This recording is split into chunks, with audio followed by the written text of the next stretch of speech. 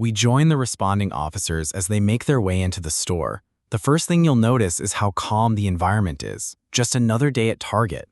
But in a back office, a situation is already unfolding. The officers are met by a loss prevention officer, LPO, who leads them to the asset protection office. Listen closely to the first details they get. I'm working on a training suit right now. Are they back there still? No, they're right here. Okay. They are referring to the suspect. The conversation is immediate and practical. The LPO confirms they have detained the individual. The LPO turns and walks quickly toward a locked back office, entering an employee-only hallway. The camera follows. How much are we looking at?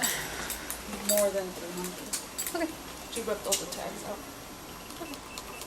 Right away, we have two key facts.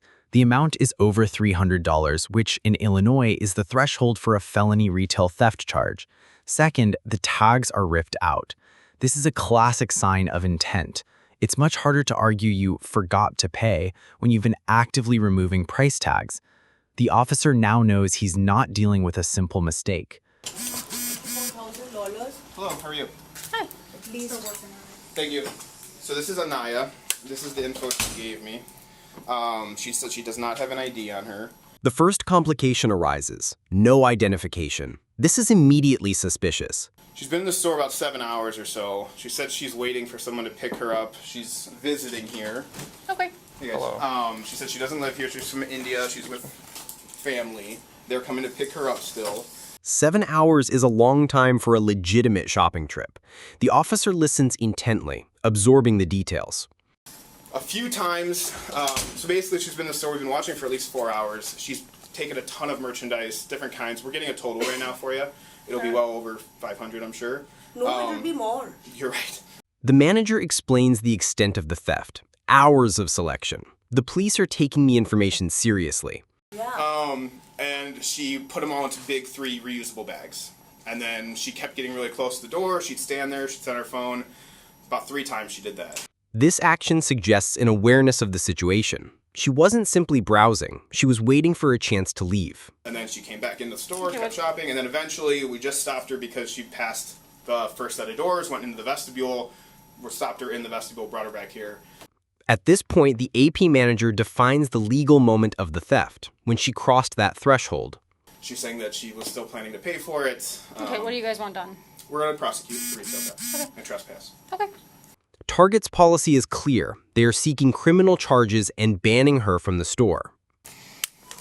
But let me just pay for it and not. That's not happening.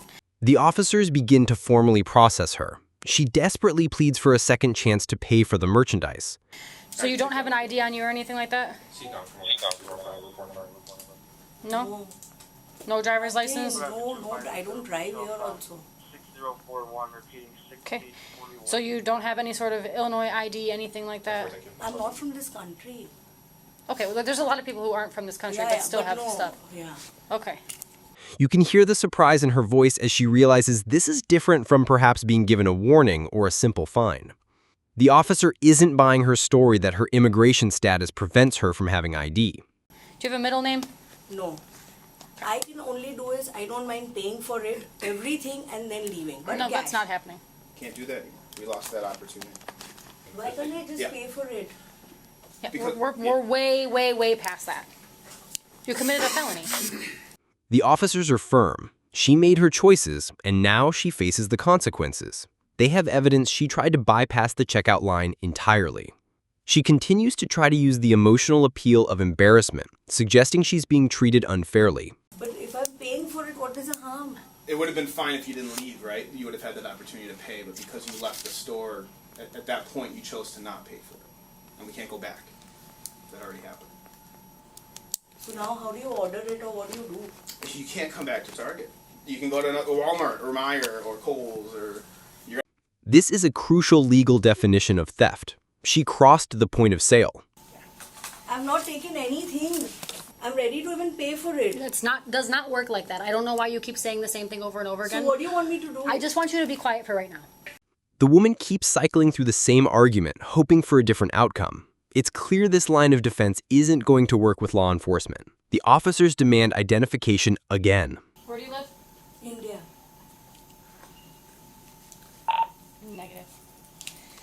Who are you staying with right now? Where does your family live? Family is in India. How'd you get here? On the flight. On the flight? Yeah.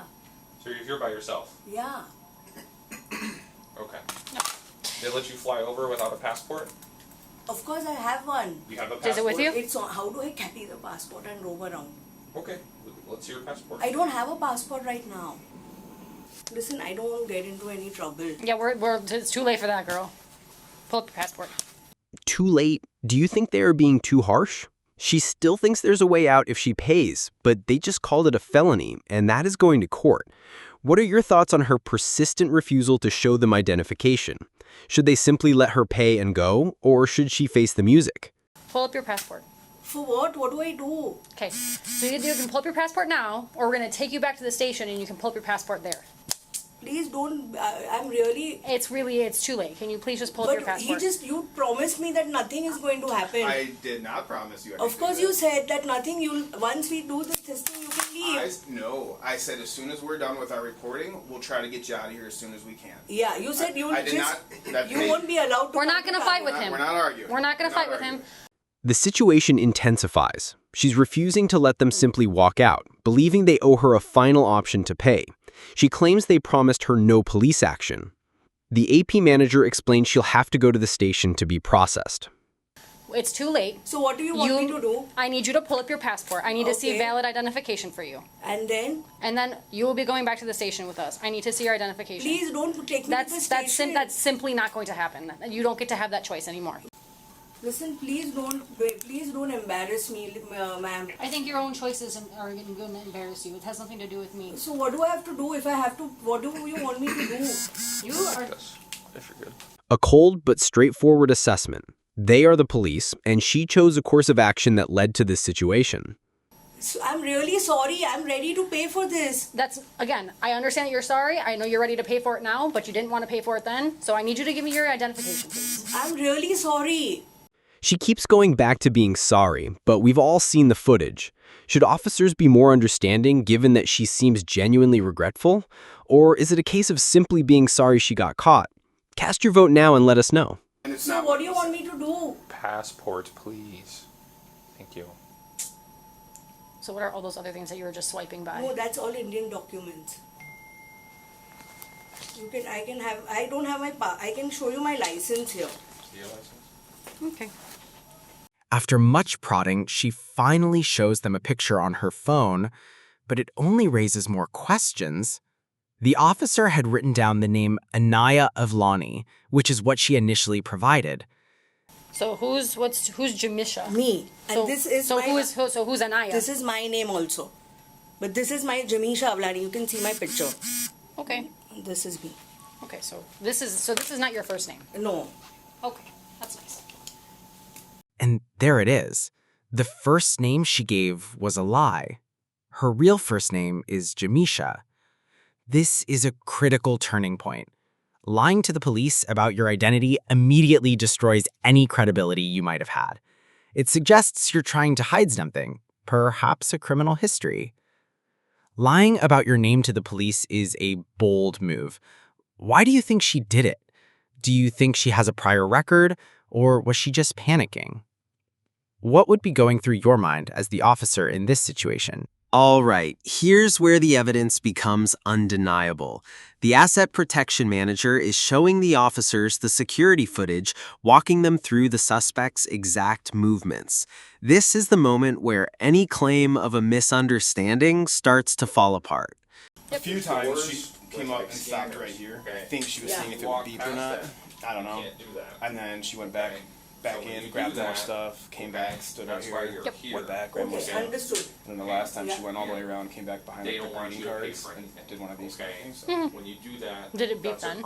No, she didn't have anything that would have.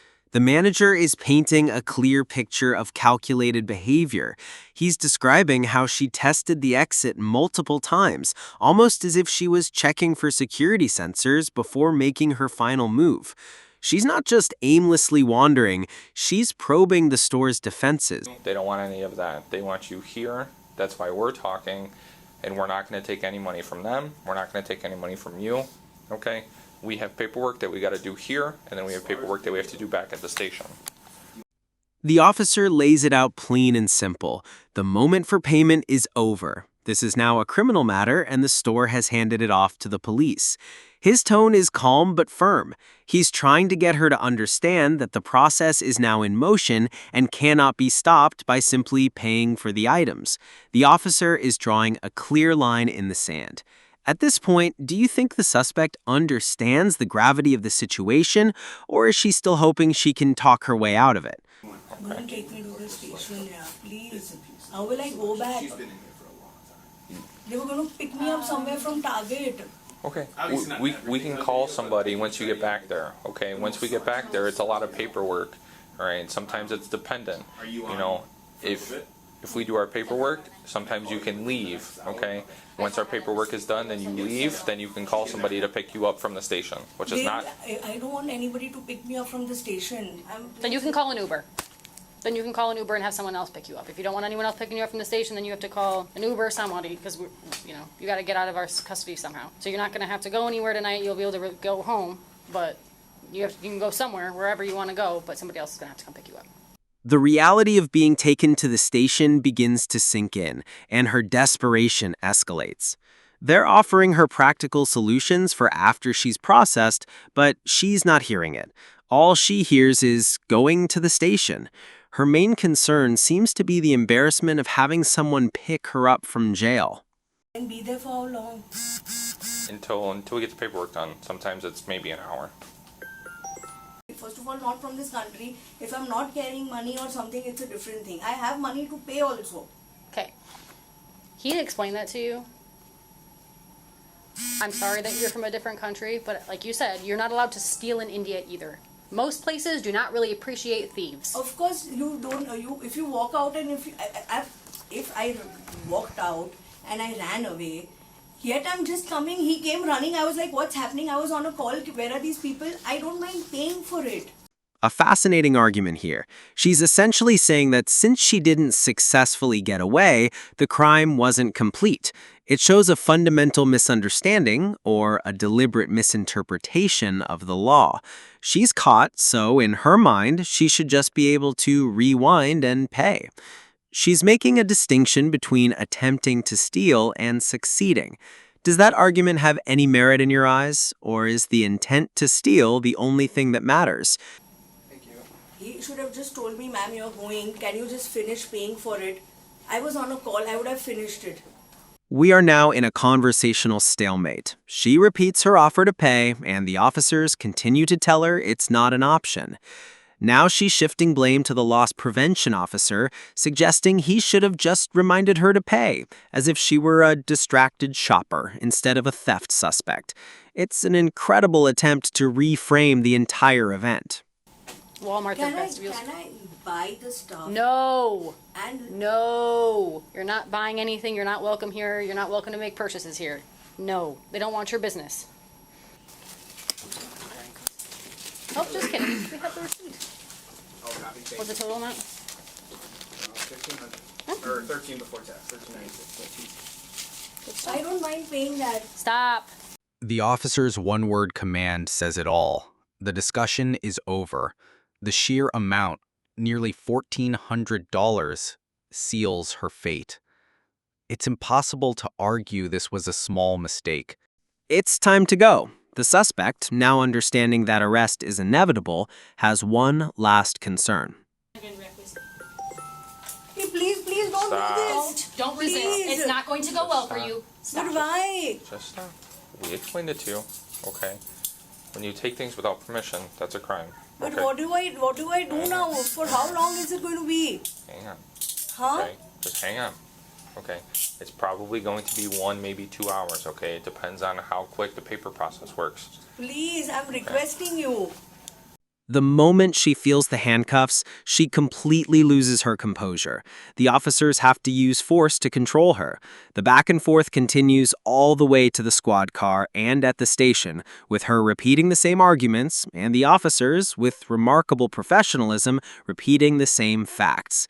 She made a choice, and now she must face the consequences of a felony theft charge. The final act of this drama takes place at the Algonquin Police Department. She's been processed and is now being given her official paperwork, including the trespass notice from Target. And incredibly, she makes one last attempt at her failed argument. I don't mind. That's what I said. The best thing was to pay and finish it. The best thing to do would be not to steal in the first place.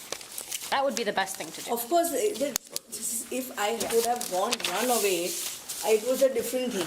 The minute the guy came back, I turned. He was like, target security. I said, what happened? He's like, you've not paid. I said, I don't mind paying for the items. But why did you walk through the doors then? Because I was on call with them. Her story has now evolved. She claims she was on the phone with family who told her to walk past all the registers. It doesn't add up. The officer patiently explains, for what seems like the 10th time, the legal concept she's failing to grasp. This side was there. So I'm trying to explain. Something to you. So what we call the last point of final sale, right? If you take the cart full of the stuff, okay, and which is you had $1,300 worth of stuff, and you push the cart past all of the places that you could have paid for it, yes, and then you start to leave, we have a problem. I know. I understand. I don't mind paying for it right now. I'm going to have to do the procedure now. It's an endless loop. She understands, yet she doesn't. Or more likely, she's refusing to accept the consequences of her actions. This is a perfect example of how a situation that could have been avoided leads to a felony charge, a criminal record, and a very, very long day. And that's where the footage ends. She's been arrested, processed, and is facing a felony. Was this the right call by Target and the police? What do you think will happen to her in court? This was one of the more persistent suspects we've seen. Let me know your final breakdown of this incident in the comments. Thanks for watching, and remember to subscribe for more body cam analysis.